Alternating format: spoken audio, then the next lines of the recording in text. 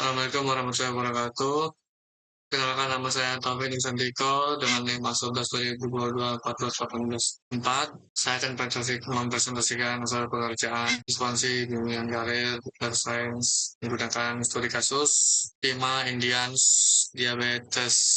Proyek ini bertujuan untuk memprediksi apakah seorang pasien menderita diabetes atau tidak. Dataset ini terdiri dari 768 pasien dengan 8 fitur prediktor seperti pregnancies, glucose, blood pressure, skin thickness, insulin, BMI, diabetes pedigree function, age, dan satu variable target yaitu outcome yang menunjukkan status diabetes. Pertama, saya melakukan eksplorasi struktur data menggunakan DF-Info. Hasilnya seperti yang saya bilang tadi, ada 768 baris, kemudian 9 kolom.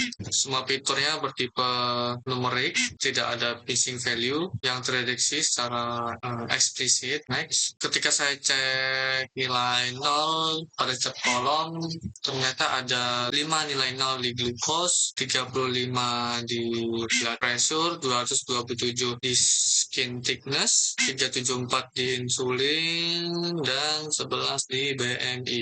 Nilai 0 ini mengindikasi value-nya terencode sebagai 0. Kemudian saya di sini mengganti nilai 0 dengan median dari masing-masing kolom. Saya pilih median karena lebih robust terhadap outlier dibandingkan mean. Kemudian pada statistik deskriptif ada beberapa yang kita lihat di sini. Yang pertama yaitu mean glucose 120, kemudian mean BMI 31,9, di insulin standar deviasinya 115. Kemudian di distribusi data, dari histogramnya kita bisa lihat sebagian besar fitur punya distribusi right skew atau miring ke kanan. Dari konvert target outcome, dataset tidak seimbang, ada sekitar 500 pasien non-diabetes dan 268 pasien diabetes, rasio sekitar 65 banding 35. Datanya nggak seimbang yang mempengaruhi pemilihan metrik evaluasi. Oke, kemudian pada bagian outlier dari box plot yang terlihat, terdeteksi outlier pada fitur insulin dan skin thickness. Kondisi ini normal karena adanya variasi kondisi pasien. Kemudian korelasi antar fitur menggunakan heatmap. Dari heatmap ini kita bisa lihat glucose memiliki korelasi tertinggi dengan outcome yaitu 0,47. Ini korelasi positif yang cukup kuat dan sesuai dengan pengetahuan medis. Fitur penting lainnya yaitu BMI dengan korelasi 0,29, age dengan korelasi 0,24, kemudian pregnancies dengan korelasi 0,22. Di sini insulin hanya berkorelasi 0,13 karena hampir 50% data insulin bernilai 0 atau missing. Jadinya mengurangi kekuatan prediktif. Fitur korelasi paling lemah yaitu blood pressure, skin thickness karena tidak berkorelasi dengan diabetes. Yang paling tinggi selanjutnya yaitu age dengan pregnancies dengan 0,54. Korelasi sedang yaitu skin thickness dengan insulin 0,44 dan skin thickness dengan BMI 0,39. Yang penting yaitu tidak ada korelasi yang melebihi 0,80. Berdasarkan analisis korelasi ini, kita akan keep semua 8 fitur untuk modeling. Selanjutnya yaitu insect dari IDS sebelumnya. Jika dipersingkat, yaitu dataset tidak seimbang, glucose fitur yang paling dominan, dan kita memerlukan scaling. Untuk repurposing data, tahap pertama yaitu mengganti nilai 0 yang tidak obvious dengan median. Yang kedua, membagi data menjadi train test split dengan rasio 80/20. Di sini saya menggunakan stratified split untuk menjaga proporsi kelas diabetes dan non-diabetes tetap sama di training dan testing set. Yang ketiga yaitu melakukan standardization menggunakan standar scalar. Ini penting karena rentang nilai fitur sangat berbeda. Misalnya usia berkisar 21 sampai 81, sedangkan insulinnya bisa sampai 846. Standardisasinya penting untuk model seperti KNN yang sensitif terhadap skala jarak dan juga membantu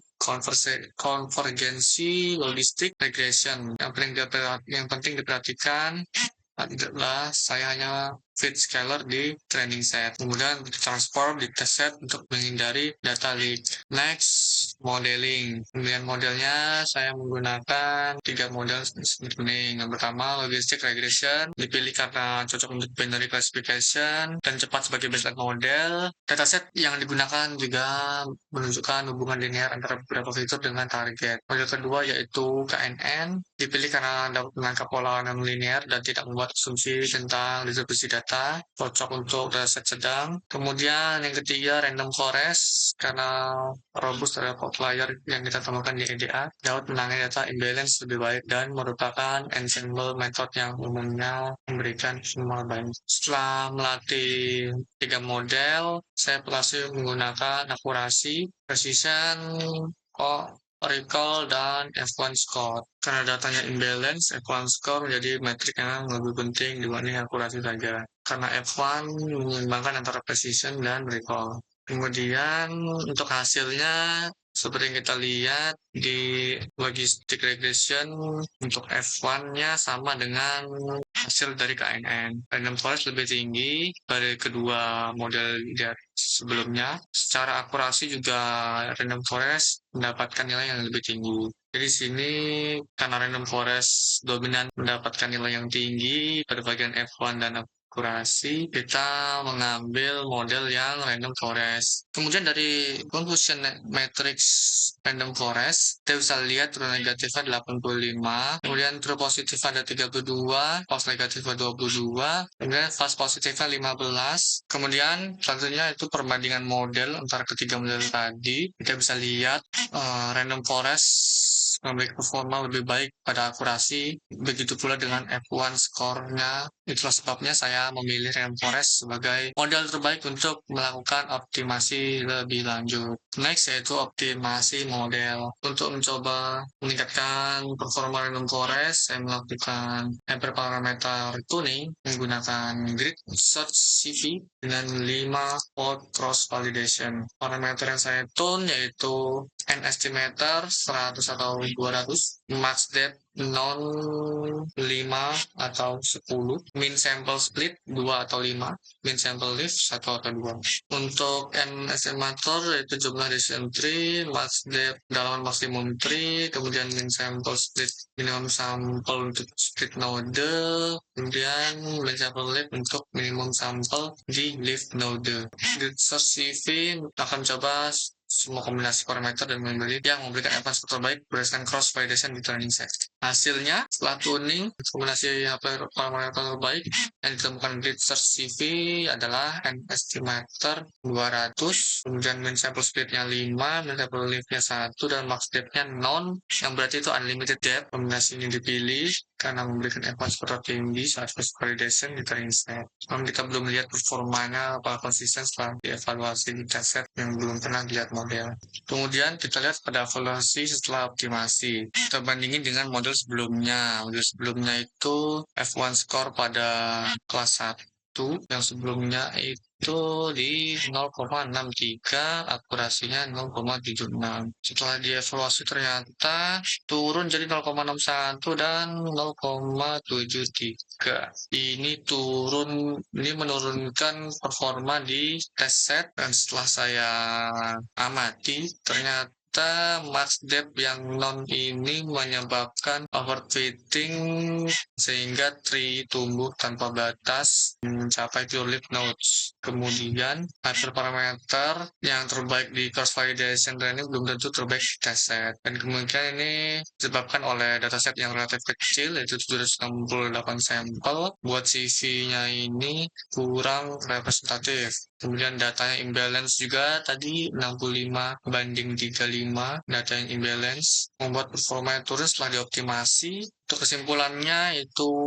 hyperparameter tuning tidak selalu meningkatkan performa. Terkadang model default atau model yang lebih simple itu lebih baik, lebih generalisasi. Kemudian hasil dari semua ini yaitu akurasi yang menurun setelah optimasi, dan kemungkinan penyebab utamanya yaitu overfitting ke training set, hyperparameter max depth, dan min sample lift. Min sample lift sama max depth, dan dia tidak generalize baik ke test set, dan datasetnya terlalu kecil. Untuk model kompleks seperti ini butuh data yang lebih banyak untuk training yang efektif. Kemudian cross validation nggak selalu menjamin forma di tes set. Model terbaik untuk kasus ini adalah random forest dengan hyperparameter default.